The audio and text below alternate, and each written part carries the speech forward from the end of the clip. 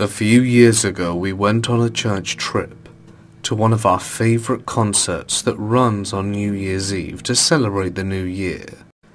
Not only is it concerts, it has all kinds of other events and things to do beside the music. We decided to go super last minute, and a lot of the hotels in the area were booked. We ended up staying in a rinky-dink little roadside motel, about a half hour from all the events, and pretty much in the middle of nowhere. The entire place was sketchy, and made me uncomfortable, but I felt like we could deal with it. So we were separated, boys in a room, girls in a room, and then chaperones. We get into the room and the first thing we notice is a back door. What kind of hotel has a back door? The chaperones staying next door insisted that it's sealed shut, but still let us know if anyone knocks on it to not hesitate to let them know by knocking on the wall or whatever.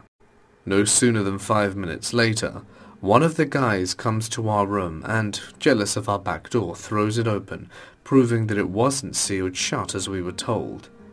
We locked it and went about our business.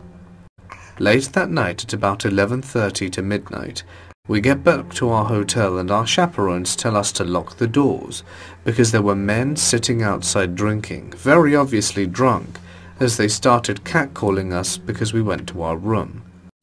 I didn't think much of it, and slammed and locked the door, which the young girls in our room decided would be completely okay to always answer because, well, why would they be knocking on our door if they didn't know us, was their logic. Not okay.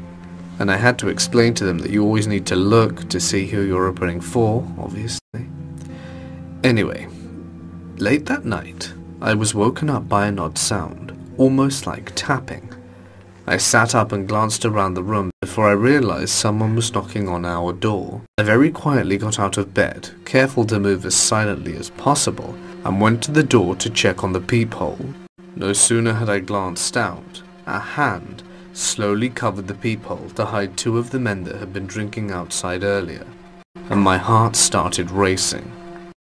I slowly got back to bed, trying to stay quiet and calm as the knocking persisted, only to see a shadow move out of the corner of my eye and realize there was someone standing there, the back door as well, barely visible through the blurry tinted window. One of the girls I was with woke up too. Confused, she looked at me.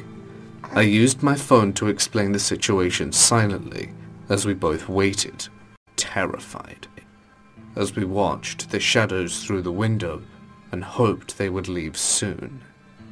At some point we both managed to fall asleep again, but when I left the room the next morning, there was a paper on the ground in very shaky, messy handwriting, and it read, "Seeing your pretty eye was enough." I can still remember that note perfectly, even after I shredded it and flushed it down the toilet to avoid anyone finding it. I was young and stupid. Looking back now, I know 100% I should have went straight to a chaperone and told them what happened. It could have been a very dangerous situation, and I'm extremely grateful that I was awoken rather than one of the other younger girls, who would have probably opened the door without checking.